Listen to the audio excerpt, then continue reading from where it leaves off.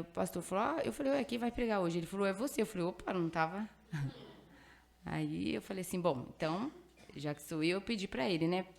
Para hoje, a gente falar um pouquinho da importância, né, nesse encerramento da família, da importância da família com a palavra de Deus, né? O Vi vai colocar ali na tela para me ajudar, não sei se ele vai conseguir, mas se ele não conseguir, não tem problema também. Eu tô aqui com ela na tela aqui, e a gente vai falar um pouquinho sobre a poderosa palavra de Deus. Nós aprendemos aí no trimestre que essa palavra ela tem poder, irmãos, e realmente ela tem. Ela tem o poder de transformar vidas, tem o poder de mudar a história de famílias, tem o poder de mudar a história de uma nação. Ela tem poder. Através da palavra de Deus, uma nação ela pode ser mudada, né? Toda a história pode ser mudada.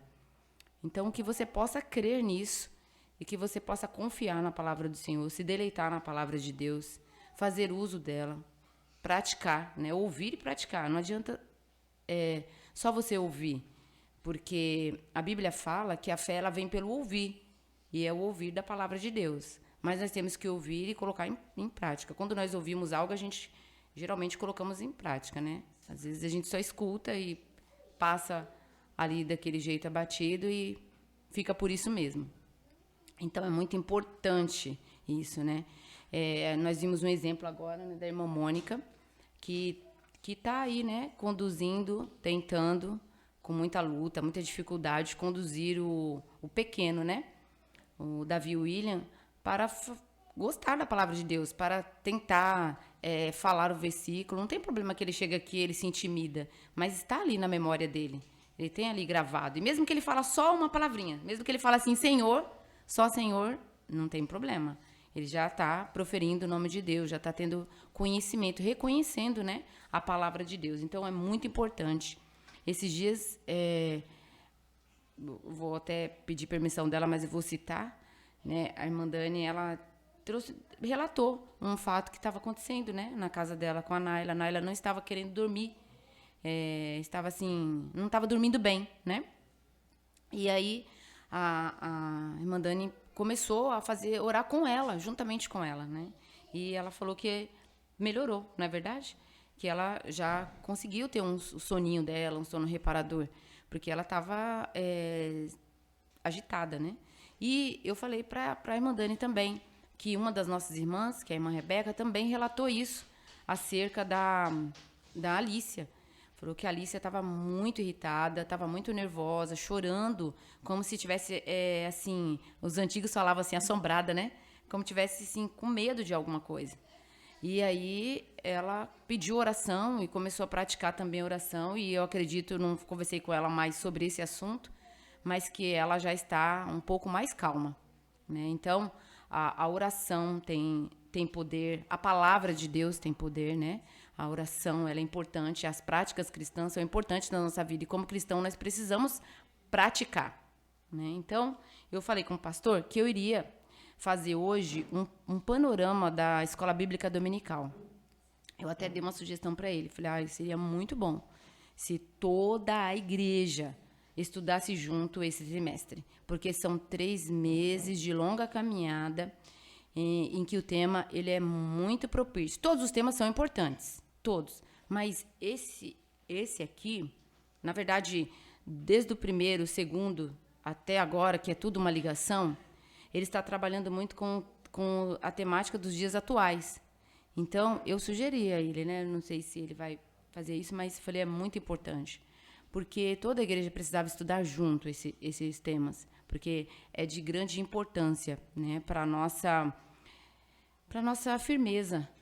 A gente precisa firmar no Evangelho. E hoje nós estamos vivendo, o pastor sempre ele costuma falar essa palavra, ele fala que é prestando desserviço. E não é só o mundo que presta, não é só o sistema mundano, não é só Satanás. Nós mesmos também prestamos desserviço na obra de Deus, no trabalho, naquilo que está sendo implantado, nós mesmos, por conta da situação, por conta da nossa própria carne, né, do velho homem, da natureza pecaminosa, enfim. Então, a gente precisaria mesmo estudar juntos, discutir juntos, mastigar essa palavra juntos, porque eu acredito que é de grande valia. Mas fica aí a dica, né? Falei para ele. Então, nós vamos falar um pouquinho aqui sobre o tema, né? Que é o panorama do terceiro trimestre. Eu sempre estou falando, né, assim, nas minhas oportunidades, que eu coloquei assim, panorama do terceiro trimestre da EBD. Eu sempre estou falando nas minhas oportunidades que ficar de fora, pode mudar, tá? Que ficar de fora daquilo que a igreja propõe é um prejuízo muito grande. Então, a gente não pode ficar de fora dos recursos que a igreja proporciona para a família. E esse tema desse trimestre, ele serve para esclarecimento da guerra em que nós estamos vivendo. E o pastor José Gonçalves, que é o comentarista desse trimestre, ele falou exatamente isso, que nós estamos vivendo numa guerra cultural, moral e espiritual. E a igreja, ela precisa estar ciente disso. Ela não pode ficar alienada, ela não pode ficar sem saber que nós estamos nessa guerra. A igreja precisa entender, desde o menor, né, do mais novo até o mais idôneo. A gente precisa. Amém, irmãos? E aqui, no novo currículo da EBD, da Escola Bíblica Dominical, pode mudar, Vi? Nós estudamos no primeiro trimestre sobre a supremacia das Escrituras. No segundo, sobre os valores do reino de Deus. E agora, no terceiro, nós vamos falar sobre os ataques contra a Igreja de Cristo, as sutilezas de Satanás, satânica, nesses dias que antecedem a volta de Jesus Cristo. Então, esses últimos dias que antecedem a volta de Jesus Cristo, que é o evento mais esperado da igreja, que no que nós esperamos, as sutilezas satânicas estão todas orquestradas para enfraquecer a igreja do Senhor. E a gente precisa, em nome de Jesus, precisamos nos alicerçar, nos fortalecer. Então, no primeiro trimestre, ele trouxe, né, sobre a importância, a valorização da palavra de Deus. O quanto é importante a gente ter conhecimento do que é a palavra de Deus. Se ela erra, se ela falha, como que nós podemos... qual que é o nosso pilar de sustentação para dizer assim, olha, ela é verdadeira, ela é a verdade. Por qual crivo que ela pode passar? Então, foi um estudo muito intenso nesse primeiro trimestre. No segundo, foi sobre os valores do reino, que é o que nós acabamos de sair. Sobre o nosso comportamento, como cristão, como nós devemos nos comportar.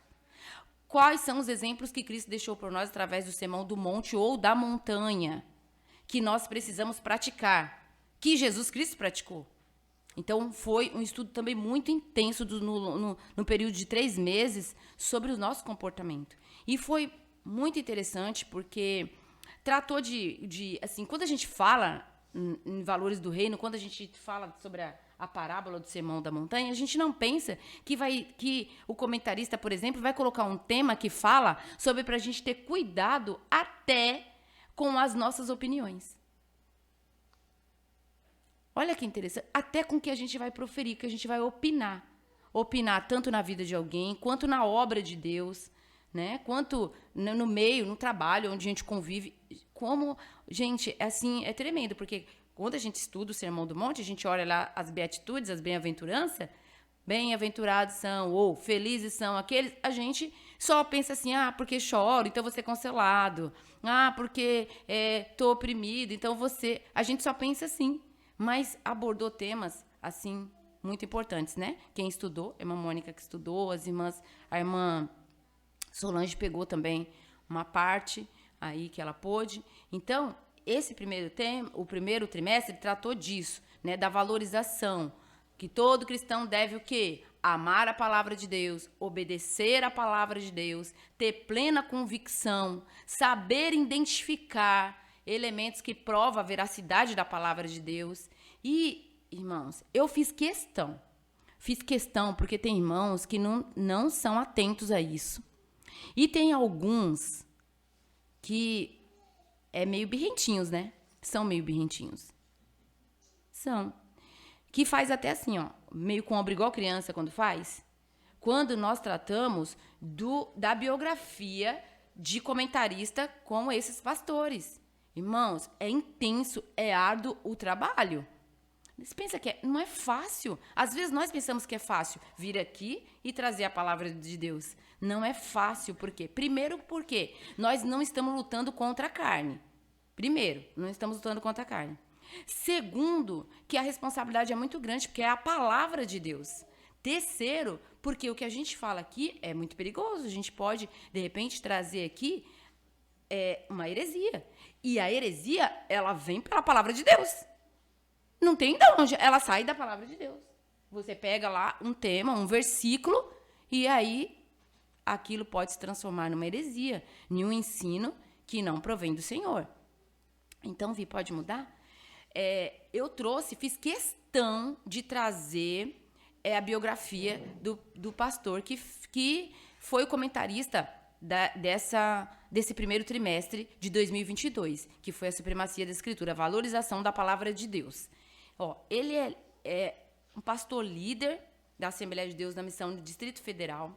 Ele é doutor em teologia sistemática, mestre em teologia do Novo Testamento, pós-graduado em docência do ensino superior e bibliologia, licenciado na educação religiosa e filosofia, presidente da Sociedade Brasileira da Teologia Cristã Evangélica, é do Conselho de Educação e Cultura da CGADB e da Ordem dos Capelães, né, Evangélicos do Brasil. E é segundo vice-presidente da Convenção dos Ministros Evangélicos da Assembleia de Deus de Brasília, de Goiás.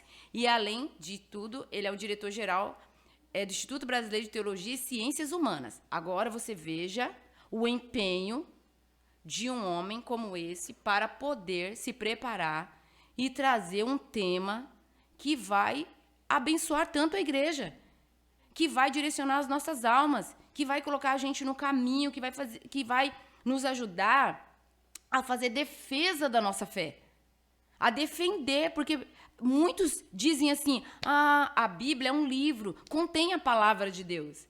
E a Bíblia não contém a palavra de Deus, ela é a palavra de Deus. E a gente precisa saber disso, e tem crente em nosso meio, infelizmente, pessoas cristãs em nosso meio, que não sabe, que não pensa, a Bíblia contém. E aí ouve algo assim e passa a crer assim. E segue assim. Né? O pastor falou, e segue assim. Permanece assim. E nós precisamos estar atentos. Nós precisamos entender que é todo um esforço colocado para poder fazer. Gente, e diga-se de passagem, tem pessoas que têm a coragem, a audácia. Eu vou falar nem coragem, eu vou falar que é a audácia de pegar uma revista dessa e falar, não é muito legal, é muito complicado, eu não gosto muito. Eu não sei.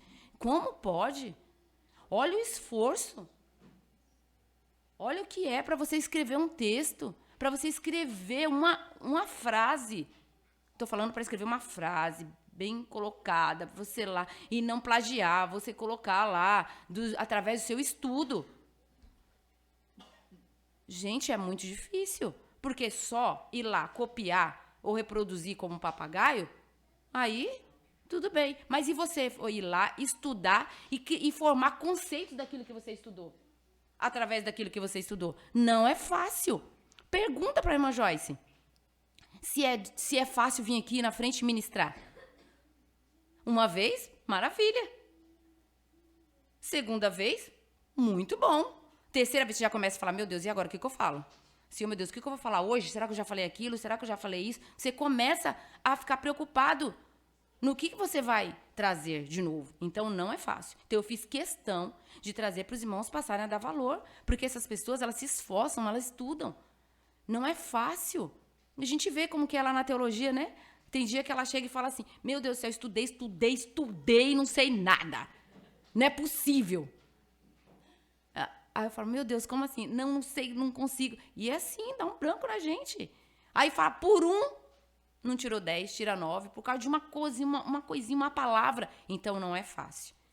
Então, a gente precisa ter cuidado até com os comentários que a gente faz em relação àqueles que estudam a palavra de Deus. É claro, sim, existem pessoas que têm a capacidade de chegar e questionar um trabalho desse. Mas, precisa muito. Então, vamos ter cuidado, né? Meu Deus, não falo nem nada, não posso nem falar de nada aqui, se eu ver. Né? No segundo trimestre, falou sobre o quê? Sobre os valores do reino de Deus, no segundo trimestre, né, Vi? Aí tratou sobre o comportamento do cristão, os valores do reino, o sermão do monte ou da montanha, que é a alma do evangelho. Está ali a alma do evangelho, que são as práticas que Jesus Cristo ensinou. E ele viveu. E ele quis passar para quem? Para aqueles que são seus seguidores, que somos nós. O significado, né, do chamado bem-aventurados, que são felizes aquele. A qualidade dos verdadeiros seguidores de Jesus.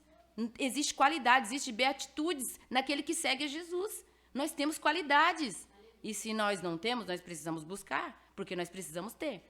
E olha esse comentarista, também o pastor Osiel Gomes, a presidente da Assembleia de Deus, por mais de 10 anos diretor da faculdade evangélica, e tem pessoas, gente, até obreiros, que chegam a questionar misericórdia. 16 anos como pastor, formado em teologia, filosofia, direito, pedagogia e psicanálise. Dani, fala aí.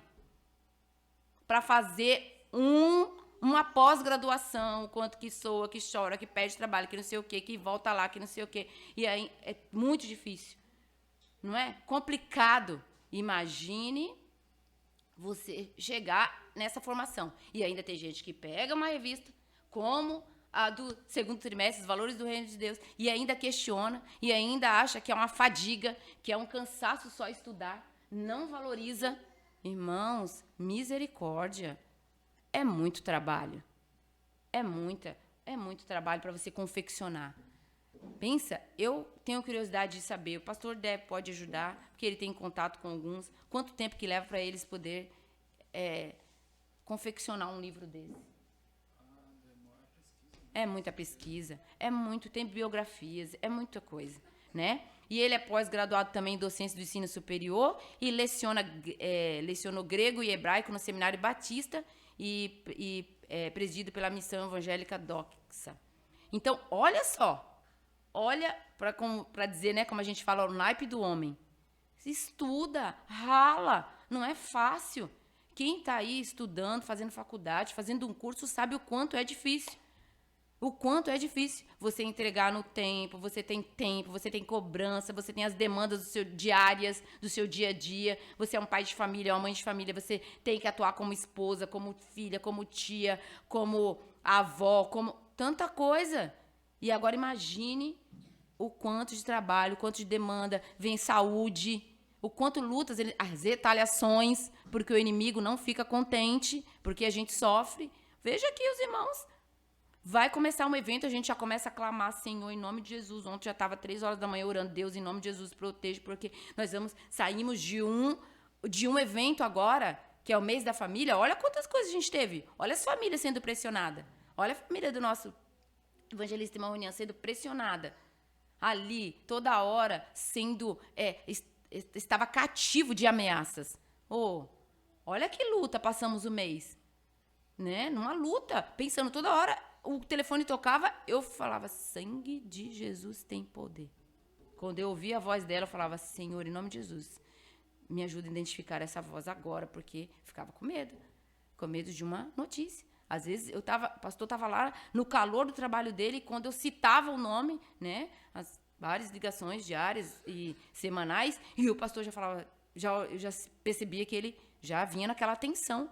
Então, olha o que sofre esses homens, né, para chegar no estágio desse, para concluir um trabalho desse, para nos ensinar. Bom, no terceiro trimestre, vai falar o que nós já falamos aí um pouquinho, no domingo, inclusive, eu falei sobre os ataques contra a Igreja de Cristo. As sutilezas de Satanás nestes dias que antecedem a volta de Jesus Cristo. A primeira lição vai tratar sobre as sutilezas de Satanás contra a Igreja de Cristo. A segunda, pela banalização da graça. A terceira, pela imoralidade sexual.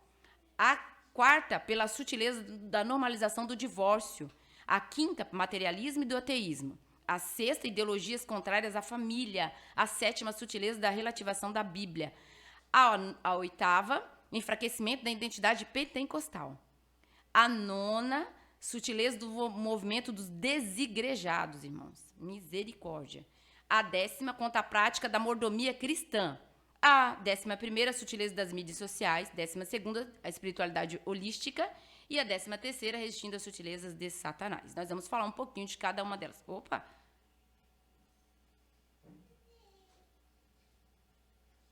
Veio na lição 4? Saiu, né? Não sei porque saiu, mas tudo bem, eu procuro aqui. A primeira que vai falar, a lição 1, sobre as sutilezas de Satanás contra a igreja. Vai falar sobre os ataques. E esses ataques não são só agora. Não são sazonais. Não é só agora desse período.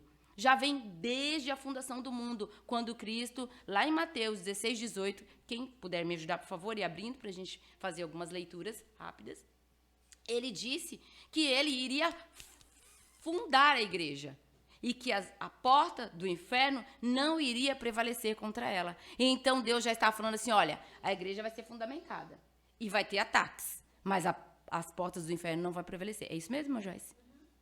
Pode ler? Portanto, eu lhe digo, você é Pedro, e sobre essa pedra construirei a minha igreja, e nem a morte poderá vencê-la. Amém? Então, olha só, já tinha os ataques ardis, as sutilezas satânicas. E ó, eu vou falar uma coisa para vocês. Satanás, ele não chega fazendo bagunça. Não pede licença, é quietinho, caladinho, sapatinho de algodão, sutil, sorrateiro, bem devagarinho. Quando vê, ó, rasteira. Pensa que ele faz alarde? Quem faz barulho é Deus. Como assim, Mancida? Sim, ele falou assim, ó, vou bater. Toc, toc, toc, toc, então vai fazer barulho. Se você abrir, eu entro e ceio com você. Participo com você. Participo da mesa com você. A Bíblia diz isso. Mas Satanás não. Ele chega de mansinho. E quando vê, ó, a igreja não é do mundo. Então vai falar sobre isso, né? Que a igreja ela não pertence a esse mundo. Mas, infelizmente, nós residimos neste mundo. Nós residimos no mundo. Aqui é grifo meu, tá? Do estudo que eu fiz de todas as 13 lições. Então, ela não é do mundo, mas ela reside nele. Lá em João 17, do 15 ao 17, fala sobre isso. É que não dá para fazer os dois ao mesmo tempo, né, Via? Ainda não, né? Quem sabe um dia a gente vai conseguir colocar. Então, aí vocês vão me ajudando. E diz lá em 1 João, também 5,19, que o mundo jaz no maligno, ou seja, morre no maligno, jazigo, lembra de morte, morre no maligno. E que Satanás, lá em 2 Coríntios 4,4, é o príncipe do quê? Desse mundo. Então, veja que aqui, na primeira lição, já vai falar sobre alguns inimigos da igreja. Quem é o primeiro que a gente pode identificar? O diabo, Satanás. Segundo, falei sobre um aqui. O mundo. E também vai falar sobre a natureza do velho homem. O pecado. A natureza do velho homem pecaminosa. Porque, gente, ele morreu, mas ele pode ressurgir a qualquer momento. Então é muito complicado. E não pensa que ele quer ressuscitar só vai ressuscitar só naquele irmão que está lá sentadinho no banco, ele não faz nada. Contrário. Aquele que está lá trabalhando na obra, aquele que está mais envolvido, aquele que é pastor, que é esposa de pastor. O inimigo, o velho homem quer ressurgir. A irmã Joyce fechou? Eu achei 1 João 5,19. Aham. E sabemos que somos de Deus e que o mundo todo está debaixo do poder do maligno. No poder do maligno. Tem um livro que o pastor tem, e eu classifiquei aqui nessa primeira lição, né, sobre essas sutilezas aqui satânicas, eu classifiquei igual a ordem do livro O Adversário. Não sei se vocês já leram O Adversário, de Mark Bubeck. Ele fala assim, ó, que nós temos 3 adversários, e os 3 são, primeiro, a carne, que é a natureza, é o velho homem, que é muito difícil de dominar, e ele ainda classifica ele como primeiro. O mundo e o diabo lá por último. Então, olha como que a gente tem que lutar. Olha as sutilezas. Então, nessa primeira lição vai tratar sobre isso. Na segunda, vai falar sobre a banalização da graça. Que é a graça, favor imerecido. Nós aprendemos na Escola Bíblica Dominical. É o favor imerecido. É um dom de Deus que é ofertado a quem? A nós. Nós não merecemos. Não merecemos a salvação. Não merecemos esse plano. Mas Deus nos deu. Por sua infinita graça, Ele quer nos salvar. Nós estamos no mundo, estamos no pecado, mas Deus quer nos salvar. Só que ela não pode ser banalizada, porque só há um meio de receber essa graça. E se não for por Cristo, não tem. É simples assim, eu até coloquei. É simples assim. Se não for por Cristo, não existe outro meio de receber a graça, o favor merecido, que é o plano salvífico. Ele é o Salvador, mas é para aquele que nele crê. Se o rejeitarmos, seremos condenados. João 5,4, irmã Joyce. Se nós rejeitarmos, vocês também podem ajudar. Se nós rejeitarmos, seremos condenados. Não existe meio termo. Ah, uma vez salvo, salvo para sempre. Ah, não sei o quê, porque então, é porque a gente pode, né, fazer assim. Olha, pela graça. Então, mas foi dada a graça do Senhor. Só que o Senhor, ele condena o pecado. Ele ama o pecador, mas ele condena o pecado. Então, nós, como seres humanos, precisamos dar resposta ao plano salvífico. Se não houver resposta, não tem como ter salvação. E se não tem a resposta, se a gente não responder ao plano de salvação, é condenação. É simples. É condenação. Nossa, que duro, né? Falar assim, não tem como. Vai falar o quê? Me fala. E a gente tá cheio de querer querer fazer meio termo então, sabe? Não, vem assim, aceita quando você quiser, porque há tempo para todas as coisas. Então, sabe, meu amor, faz assim mesmo. Continue nessa vida de pecado, continue fazendo assim, continue na prostituição, na fornicação, na pornografia, continue, é assim mesmo. Depois você vai se libertando. E a gente quer fazer isso da graça, quer florear? Não, tem que vir e tem que lutar e tentar resistir e tentar vencer em nome de Jesus pela fé. E lutar, e uma briga, e chora hoje, cai, levanta amanhã, e Senhor, em nome de Jesus, me perdoa, me ajuda. Olha esse sentimento, olha isso, Senhor, tira, arranca de mim, ouve a palavra vai entrando e vai limpando. Porque é a palavra que faz isso, ela liberta. E a Bíblia diz, se ela libertar, verdadeiramente sereis livres, sereis libertos. Amém?